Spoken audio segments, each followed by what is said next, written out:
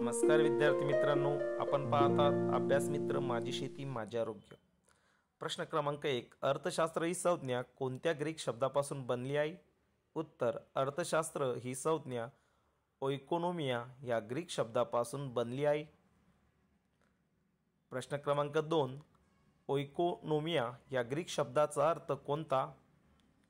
उत्तर, ओइकोनोमिया या ग्रीक शब्दाचा अर्थ कौटुंबिक व्यवस्थापन असा आहे। प्रश्न क्रमांक 3, कोणत्या अर्थशास्त्रज्ञाला अर्थशास्त्राचा जनक मानले जाते? उत्तर, ॲडम स्मिथ या अर्थशास्त्रज्ञाला अर्थशास्त्राचा जनक मानले जाते। प्रश्न क्रमांक 4, अर्थशास्त्रात कोणत्या बाबींचा अभ्यास केला जातो? उत्तर, विविध साधनांचा वापर करून लोकांच्या अमर्यादित गरजा कशा भागवल्या जातात याचा अभ्यास अर्थशास्त्रात केला जातो। प्रश्न क्रमांक 5, अर्थव्यवस्थांचे प्रमुख प्रकार कोणते? उत्तर, भांडवलशाही अर्थव्यवस्था, समाजवादी अर्थव्यवस्था आणि मिश्र अर्थव्यवस्था हे अर्थव्यवस्थांचे प्रमुख प्रकार आहेत। प्रश्न क्रमांक 6, संपत्तीचे शास्त्र अशी अर्थशास्त्राची व्याख्या कोणत्या अर्थशास्त्रज्ञाने केली आहे?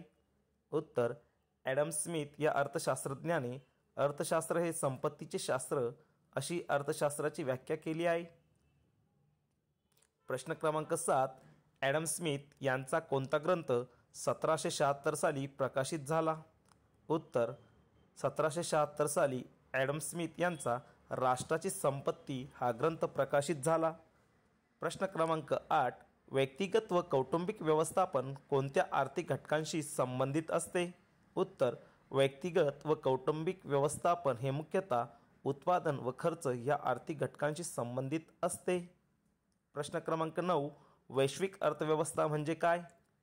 उत्तर, वैश्विक अर्थव्यवस्था सीमारहित अर्थव्यवस्था असते की ज्यात नैसर्गिक साधनसंपत्ती, नफा, सेवा, भांडवल, श्रम आणि तंत्रज्ञानाचा देशाच्या सीमापार मुक्त संचार असतो।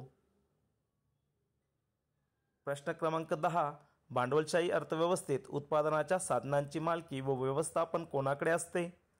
उत्तर, भांडवलशाही अर्थव्यवस्थेत उत्पादनाच्या साधनांची मालकी व व्यवस्थापन खाजगी व्यक्तीकडे असते।